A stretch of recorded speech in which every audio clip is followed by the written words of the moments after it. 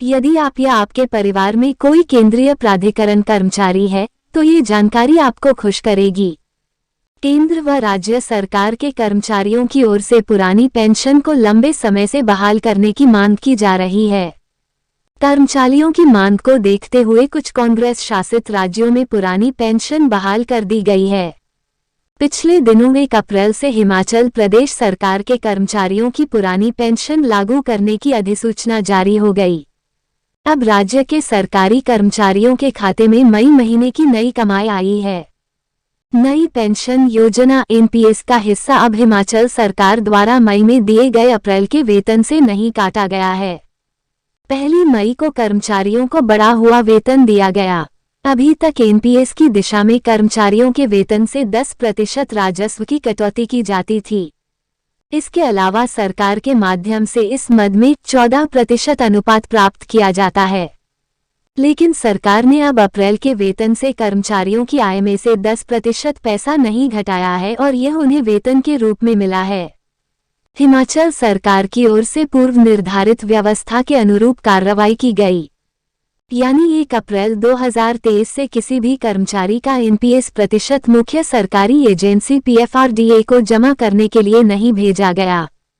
हालांकि जिन कर्मचारियों की सेवा के 10 साल पूरे नहीं हुए हैं, उन्हें अब पुरानी पेंशन योजना ओपीएस का लाभ नहीं मिलेगा।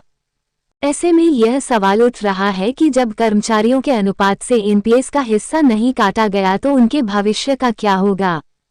ओपीएस के लिए जीपीएफ में पैसा जमा करने का काम भी अब शुरू नहीं हुआ है।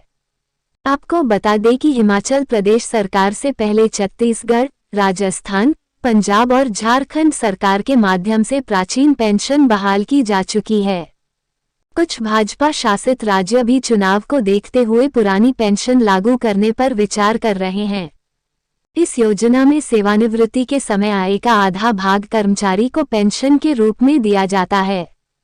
पुरानी पेंशन योजना के तहत सामान्य भविष्य निधि जीपीएफ का प्रावधान किया गया है।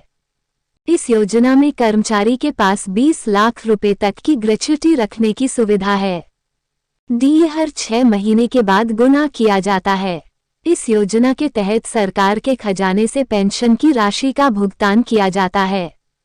सेवानिवृत्त कर्मचारी की मृत्यु होने पर उसके अपने परिवार के सदस्यों को नियमानुसार पेंशन की राशि मिलती है।